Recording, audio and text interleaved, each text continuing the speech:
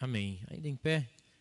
Obrigado, senhor Elias. Ainda em pé, eu quero convidar você a abrir comigo em Filipenses, capítulo 4.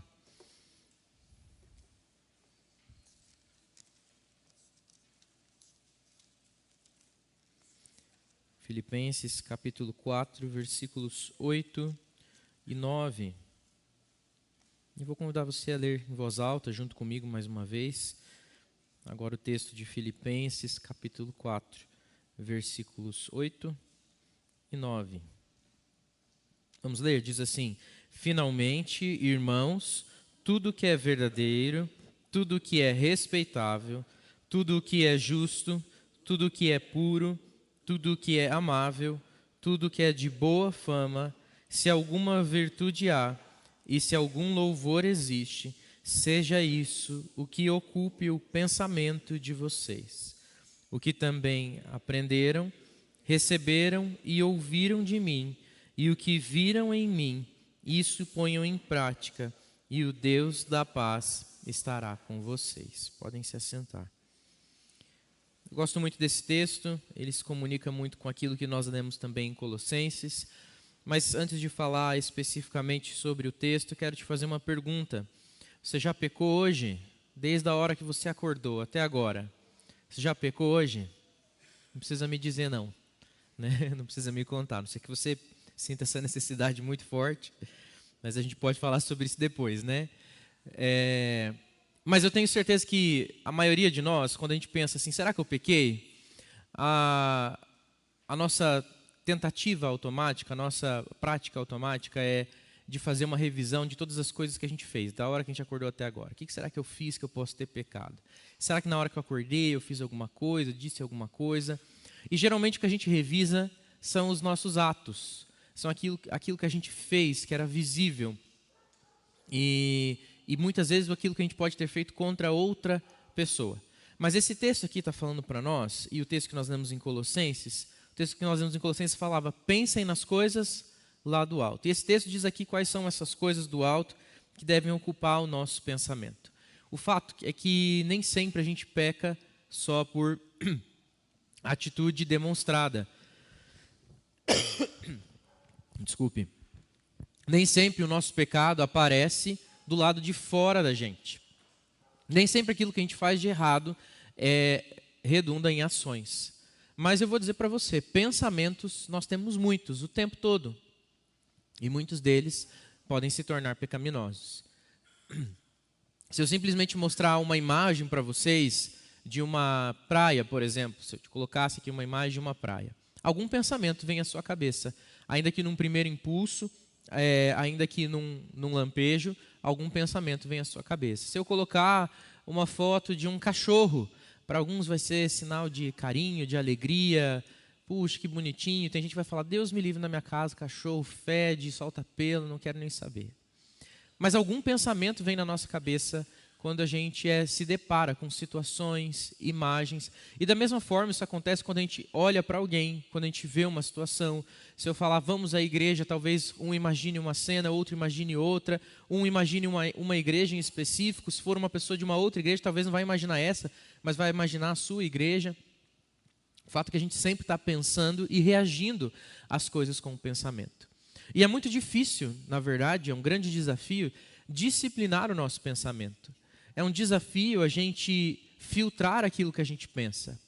Ou não acreditar de fato em tudo que a gente pensa automaticamente. Muitos dos nossos pensamentos são automáticos, são impressões rápidas e diretas que nós temos a respeito das coisas. E a gente nem faz um filtro muito grande às vezes sobre isso. Aquele primeiro pensamento de impulso que vem na nossa mente, às vezes é o que a gente acaba assimilando e tomando como verdade. Mas a palavra de Deus orienta a gente sobre o nosso pensamento. E eu imagino que se ela se preocupa em falar que a gente deve ter, por exemplo, a mente de Cristo, se ela diz que a gente deve pensar as coisas do alto, se ela diz para nós que tudo que é verdadeiro, respeitável, justo, puro, amável, de boa fama, isso deve ocupar o nosso coração se tiver virtude, é porque então os nossos pensamentos podem sim ser disciplinados, subjugados, debaixo do poder do Espírito de Deus que atua em nós. Os nossos pensamentos podem ser corrigidos. E quando eu digo nosso pensamento, não é simplesmente pensar mal do outro, embora esse seja um pensamento que precisa ser corrigido, ou pensar coisas horríveis sobre algo ou sobre alguém, mas muitas vezes renovar o nosso pensamento também permeia renovar a nossa forma de pensar sobre as coisas. Pensar sobre o trabalho, a forma que a gente pensa sobre as relações, a forma como a gente pensa sobre o serviço, a igreja, a forma como a gente pensa sobre a nossa forma de falar, por exemplo, a nossa comunicação, a forma como a gente pensa sobre a nossa aparência, a forma como a gente pensa sobre arte, sobre música, a forma como a gente pensa sobre os ofícios que a gente tem, as habilidades que a gente possui, sejam elas parte da nossa profissão ou não. Falar sobre ocupar o nosso pensamento com as coisas que são do alto, com aquilo que é puro, verdadeiro e bom, permeia qualquer tipo de coisa que nós possamos pensar ao longo da nossa vida. E quantos pensamentos nós temos? Os pensamentos que geralmente nos afligem são pensamentos que vêm de situações que também nos incomodam, ou situações que expõem o nosso eu, que expõem a nossa fragilidade, que expõem quem nós somos, ou ainda pensamentos que são ofensivos contra nós, que as pessoas falam coisas contra nós e que geram na gente pensamentos, impulsos de pensamento muito rápido, de defesa, de contra-ataque, de mau desejo contra o outro mesmo, ou pensamentos que vêm daquilo que é mal concebido na nossa mente. Se a gente tem um olhar errôneo sobre o outro, a gente pode olhar para o outro com malícia, a gente pode olhar para o outro com utilitarismo, a gente pode olhar para o outro com um senso de uso, de pertencimento, ou até mesmo de morte. O nosso pensamento precisa ser levado cativo a Cristo constantemente, porque a nossa mente pode querer trabalhar contra nós. Se é difícil segurar a língua, se é difícil segurar os impulsos do corpo, é difícil também, muitas vezes, segurar os nossos pensamentos. Quantas vezes eu mesmo já disse, né? Puxa, pensei um negócio aqui, a pessoa fala, o que você pensou? Não, já pequei em pensamento, não vou compartilhar para você pecar junto comigo. E muitas vezes a gente precisa ter esse filtro também. Lembrar que pecar em atos e pecar em pensamento não tem distâncias de peso, não é mais grave ou menos grave pecar fazendo. O fato é que você peca duas vezes, né? Peca pensando e peca fazendo. Mas pensar é muito pecaminoso e é tão nocivo quanto realizar aquilo que você pensou. A gente precisa dar importância para isso e perceber que o Senhor Deus dá importância para isso também. Por isso, a gente deve ocupar a nossa mente com aquilo que é verdadeiro. Muitas vezes a nossa mente nos conta mentiras. Muitas vezes nós ouvimos mentiras por aí. Nós ouvimos mentiras a respeito do pensamento econômico, político, social, religioso, científico, e nós não fazemos filtro nenhum. Como que a gente pode ocupar a nossa mente com aquilo que é verdadeiro? Falando da palavra de Deus. Falando dela, lendo ela, buscando ela. Tudo aquilo que é respeitável deve ocupar o nosso pensamento, no nosso tratamento com o outro, nos nossos relacionamentos, nós devemos buscar sim o parâmetro do respeito e daquilo que é decente, respeitável nas relações e no nosso comportamento. Tudo aquilo que é justo, o nosso pensamento não deve permear um senso de justiça própria ou um senso de vingança pessoal ou um desejo de fazer justiça com as próprias mãos. Mas aquilo que é justo, entregar nas mãos do verdadeiro juiz. Esse é o pensamento justo. Depositar nas mãos do Senhor todo e qualquer desavença, incômodo que a gente encontre e possua. Mas também buscar a implantação da justiça naquilo que diz respeito à lei civil, por exemplo. Nós devemos ser preocupados em pensar aquilo que é justo quando permeia a nossa convivência em sociedade. Existe uma lei no nosso país, uma Constituição, e nós devemos atentar para ela também. Isso é justo. E se existe virtude nessa justiça, nós devemos persegui-la também. Tudo aquilo que é puro, nosso pensamento deve permear a pureza. Tem gente que é maldosa e tem gente que pensa com maldade. Tem gente que vê maldade em tudo. Tem gente que vê alguém fazendo alguma coisa e já pensa, tenho certeza que fulano falou isso porque ele quer que eu me sinta assim, para que ele me diminua e tal, e cria uma grande história na sua cabeça, porque falta pureza no pensamento. E veja que a pureza não é uma inocência. Tem gente que se engana. Tem gente que gosta de se iludir, que não consegue perceber que existe gente que é maldosa sim, e a gente precisa ter cuidado com isso. A gente precisa ser prudente em relação a essas coisas. Mas prudência não envolve malícia. Não envolve ter um pensamento impuro. Mas a gente pode ser prudente e puro ao mesmo tempo. A gente precisa deixar que o Senhor traga ao nosso pensamento, à nossa mente, aquilo que é puro. Mais uma vez ainda ele diz que tudo aquilo que é amável, deve ocupar o nosso pensamento. A gente deve ocupar o nosso pensamento de amabilidade. E eu creio que essa amabilidade permeia a ideia do serviço. Nós devemos pensar naquilo que nos leva a servir o outro, naquilo que nos leva a demonstrar o amor de Deus na vida uns dos outros, naquilo que nos leva a se solidarizar com aquilo que o outro tem necessidade, com aquilo que nos guia para relacionamentos saudáveis, amáveis, cuidadosos, que se dispõem a servir por completo, que é desprendido. A amabilidade nos leva ao desprendimento, porque a não ser que eu tenha amabilidade comigo mesmo, né? Mas aí já permeio do egoísmo, eu já preciso voltar naquilo que é verdadeiro, respeitável, justo, porque o egoísmo não é nenhuma dessas coisas, muito menos puro. Mas aquilo que é amável é ocupar o pensamento também com as necessidades do outro e não ficar só mesmo nas suas próprias necessidades, pensamentos e debilidades. Por fim, ele fala que tudo aquilo que é de boa fama. Pensamento, vocês conseguem saber o que eu estou pensando agora? Quem se propõe a adivinhar o que eu estou pensando agora? Acho que ninguém arriscaria, né? Você pode, talvez dava para arriscar dizer, o pastor Lucas está pensando na devocional que ele está falando, você não ia errar. Né? Mas se eu quisesse pensar numa coisa aleatória aqui, dificilmente você alcançaria. Assim como eu não consigo alcançar o pensamento de cada um de vocês. A fama geralmente está relacionada com uma coisa que é vista de fora, não é verdade? Aquilo que tem boa fama é aquilo que é reconhecidamente bom. É aquilo que as pessoas, num senso comum ou num olhar geral, dizem, isso é bom. Isso aqui tem uma boa fama, uma boa reputação.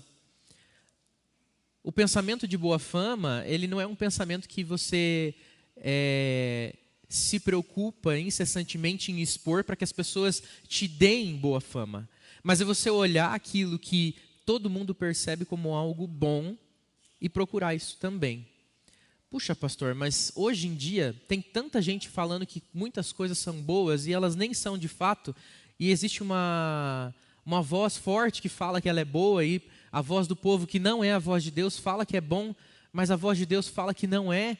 Então como que eu posso pensar naquilo que tem boa fama? E aí vem o parâmetro. O parâmetro final que o texto dá para a gente é que se existe alguma virtude e louvor em todas essas coisas, é isso que deve ocupar o nosso pensamento. A gente não deve pensar naquilo que é verdadeiro, respeitável, justo, puro e amável, de boa fama, com base naquilo que nós vemos por aí, mas com base naquilo que nós vemos na palavra de Deus. Ela é o parâmetro de virtude e de louvor que existe. O louvor que ele quer dizer é louvor ao Senhor mesmo. Se existe louvor, se existe prestígio, mas principalmente em relação ao próprio Deus, se é algo que redunda em adoração, então seja isso que ocupe o seu pensamento. Se existe virtude nisso, e a virtude não é ligada simplesmente àquilo que todo mundo diz que é bom, mas àquilo que a palavra diz que é bom, então seja isso que ocupe o nosso pensamento. É verdade que a gente pode encontrar coisas que as pessoas vão dizer que são formas de amor, por exemplo, e a gente vai dizer assim, não, eu estou ocupando a minha mente com aquilo que é amável. Porque toda forma de amor é maravilhosa. Mas é um engano, porque nisso não há virtude e nem louvor, contradiz a palavra. Alguém pode dizer que é totalmente respeitável eu dar uma cantada para uma moça na rua, porque na verdade eu só achei ela bonita, ela devia se sentir feliz e privilegiada por ter sido elogiada por mim. As pessoas podem normalizar isso em algum momento, mas não existe nem virtude e nem louvor. E alguém pode dizer, isso é verdadeiro, é respeitável falar assim, porque você está elogiando. Mas se elogia com malícia, não tem pureza, não tem virtude, não tem louvor. O que eu quero dizer com tudo isso é que muitas vezes a gente pode encontrar justificativas no mundo para dizer que uma coisa é pura, de boa fama, é respeitável, é verdadeiro, quando na verdade não é, quando olhamos aos olhos da palavra. A gente só pode então ter uma mente que pensa nas coisas do alto, se nós tivermos uma mente cheia também da verdade do alto, da palavra de Deus. Nós precisamos buscar incessantemente, porque é nisso que existe virtude e louvor. E ele diz, por fim, lá no final do versículo 9, que devem imitar o exemplo dele, e isso ponham em prática, e o Deus da paz estará com vocês. Existe uma verdade aqui sendo dita, que o Deus da paz habita no meio dos pensamentos que são submetidos a ele. Aqueles que pensam as coisas do alto se encontram com o Deus da paz, ou são encontrados pelo Deus da paz, ou já foram encontrados pelo Deus da paz. Aqueles que pertencem ao Senhor buscam pensamentos que vêm do alto, buscam coisas que são respeitáveis, amáveis, puras, de boa fama, justas, que possuem virtude e louvor ao nosso Deus. Se nós queremos então viver na presença do Deus da paz, se queremos provar da paz que esse Deus nos oferece, precisamos encontrar paz não só no nosso ambiente, não só gerar um ambiente calmo, colocar uma música tranquila, mas nós devemos levar os nossos pensamentos também cativos ao Deus da paz. E Ele vai organizar a nossa mente, organizar os nossos pensamentos. E mesmo quando vierem pensamentos que são impulsos naturais, eles serão levados diante da cruz e recolocados, repensados, reformulados para a glória de Deus, também na nossa mente, não só no nosso corpo. Amém?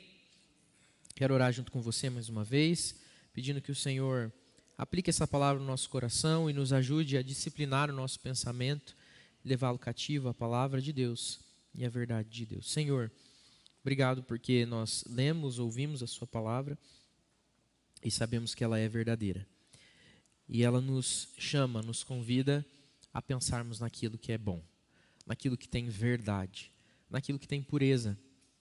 Mas nós não conseguimos fazer isso, Senhor, pelo nosso próprio esforço ou mesmo pela disciplina nossa de usar técnicas de reprogramar o nosso pensamento ou de subjugar o nosso pensamento. O máximo que a gente consegue fazer pela nossa força é reprimir e esconder e guardar algo que pode, inclusive, guardado, tomar proporções ainda maiores em algum momento, até aparecer de maneira muito ruim e ainda pior do que era antes de ser reprimido. Mas no Senhor, os nossos pensamentos são redimidos, são transformados, são totalmente renovados. Os pensamentos ruins, as ideias errôneas, as mentiras da nossa mente são levadas embora, são destruídas e a verdade de Deus é plantada na nossa mente, na nossa vida, no nosso pensar. Pai querido, conduz os nossos pensamentos. Se em algum momento nós pensamos coisas que te desagradam, nos mostre, Senhor, como pensar do jeito certo, pela sua palavra. Nos dá fome e sede da tua palavra, para que, lendo ela, compreendendo, estudando, esmiuçando a sua palavra, nós possamos ter a mente renovada, ter uma mente transformada pelo conhecimento de Cristo Jesus. Nos dá, Senhor, uma mente que pensa nas coisas do alto, a mente de Cristo, que os nossos pensamentos possam buscar aquilo que é a virtude e louvor, pelo parâmetro da palavra de Deus. Tem misericórdia de nós e nos ajuda, perdoa também os nossos pensamentos ruins, em nome de Jesus. Amém. Amém. Que Deus nos abençoe. Nós passamos agora para o tempo de escola bíblica.